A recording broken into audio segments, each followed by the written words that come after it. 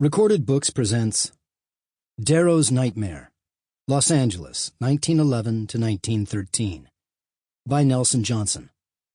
Narrated by Graham Winton.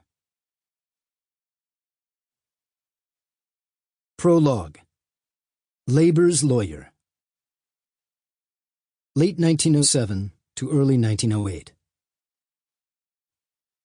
She hadn't bargained for this, yet she dealt with it as best she could. Standing over a coal-burning stove round the clock, boiling syringes to drain an incision, and injecting codeine to ease his pain were frightful tasks she was forced to learn on the fly. Traveling by train through desolate mountains and endless stretches of desert, fearful of falling asleep and having little confidence in her nursing skills, her sole mission was to keep her husband alive, from Idaho to Southern California. But the journey was grueling, and she was desperate to get him to a hospital. She couldn't wait for it all to be over and return home to Chicago.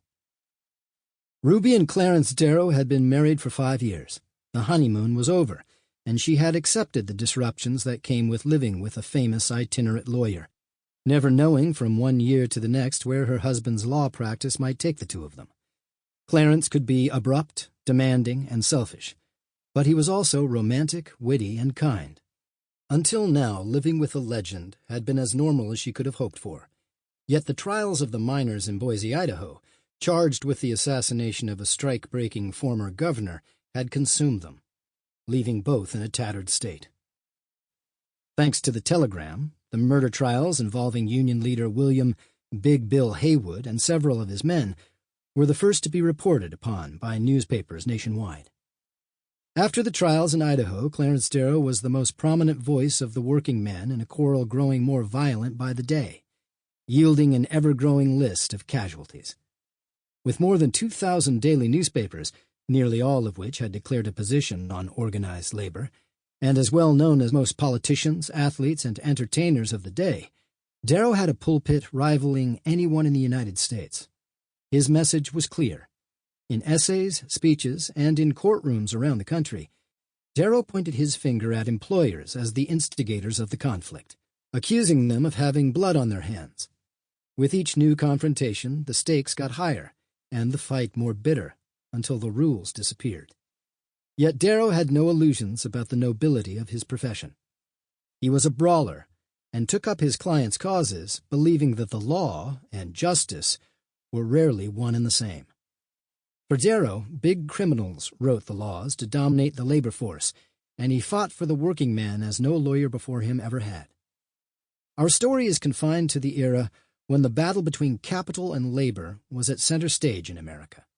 Darrow waged war on that stage, convinced that labor unions were critical to delivering on America's pledge to extend freedom and opportunity to all newcomers. He was bewildered by the age-old question, namely, how are we to live together and fairly share the profits generated by a prosperous economy? Must it always be the privileged few versus the masses? Why must workers be deprived of a voice in how the fruits of their labors are apportioned? Darrow believed that organized labor was essential to helping immigrants become more than micks, wops, or kikes, easily exploited by employers. With union membership, the marginal and dispossessed could become stakeholders in American society. As union members, immigrant workers were part of something larger than themselves. They were somebody. The passion he displayed in standing up to employers made Darrow a hero to the working man. The battle between the Western Federation of Miners, WFM, and the owners of the silver mines in Idaho during the early 1900s was one of many where Darrow closed ranks with the workers. Over the years, people who were hostile to organized labor grew to hate Clarence Darrow. They hoped to destroy him, and as the Idaho trials drew to a close with reports that Darrow was gravely ill, some delighted in that news. Living in hotel rooms and eating in restaurants had gotten old quickly, and Ruby had grown tired of Idaho long before Clarence was stricken by a mysterious ailment. 18 months into their adventure with the WFM, Darrow developed a severe pain in his left ear, a crippling pain that refused to be appeased. Leaving Idaho only to visit specialists in Spokane, Portland, and San Francisco, searching for a cure, all to no avail, had taken a toll on both of them. The courtroom confrontations and the scrutiny of the participants Sample complete. Ready to continue?